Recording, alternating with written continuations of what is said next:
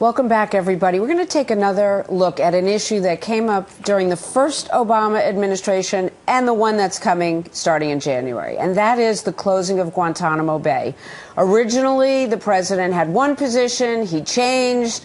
We don't really know whether it will close or not, but my next guest has written J.D. Gordon, former Pentagon spokesperson and communications consultant, a piece for FoxNews.com. J.D., let me put it up so people know that it's on our FoxNews.com opinion page, and they can read it and certainly weigh in.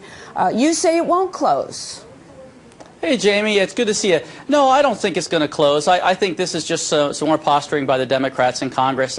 Senator Feinstein had commissioned a report from the GAO basically looking at facilities in the United States, in the mainland United States, that could possibly hold detainees. And what the GAO report found is that there are 6 military detention facilities and about 98 federal facilities under the Justice Department that could handle the detainees. But, you know, it's really symbolic in a lot of ways, I think, because there are so many laws that forbid the transfer of detainees from Guantanamo into the U.S.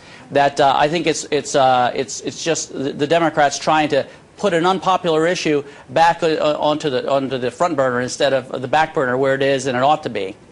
Is it about cost? Is it about security?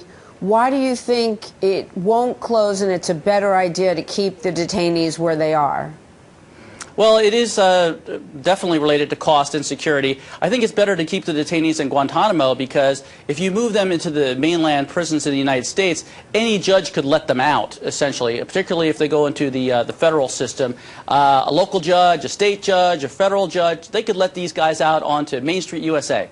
And there's a big piece of the Constitution in this, and that is there are 48 detainees at Guantanamo of the 166 who have been determined by first by the Bush administration and then solidified, codified by the Obama administration to be kept in indefinite detention. That means we're not going to let them go even if they have a trial because these guys are so dangerous, but we don't have the evidence to convict them. So if you send these guys into the mainland United States, a lot of judges could just let them go. And so that's very dangerous to us. And so that's why I don't think Guantanamo is going to close. But Senator Feinstein is bringing up a point about the money piece. At this point, how bad are the bad guys that are left at Gitmo? They're pretty bad. I mean, we have the 9/11 co-conspirators there, Khalid Sheikh Mohammed, and 4 others, and they're going through a military commission process, which has really been in the works since since it's been years now, since 2008, the summer. I was there at the arraignment for them. So it's been going on for quite some time. Of course, it was put on hold by the Obama administration for 3 years, over 3 years. And so now that's starting again. But Senator Feinstein's point, I think, also is to hammer the military over the budgets. Because right now we already have $480 billion programmed in defense cuts over the next decade under the Obama administration's plan. And under sequestration, which may kick off on January 2nd, unless there's some emergency deal that avoids it, that's another $500 billion. So we're talking $1 trillion in defense cuts for the military over the next decade, and that's going to hollow us out like during the 1970s. And so I think Senator Feinstein's point is to say, hey, look, Guantanamo costs $114 million to operate a year. Now, that's nothing compared to $1 trillion. But if she can make the point that we should save money and she can hammer the military on costs, she's going to do that. I think a lot of people don't understand why it takes so long to bring those at Gitmo to justice. Can you explain that? Sure, I can. Guantanamo opened up for detainee operations in 2002.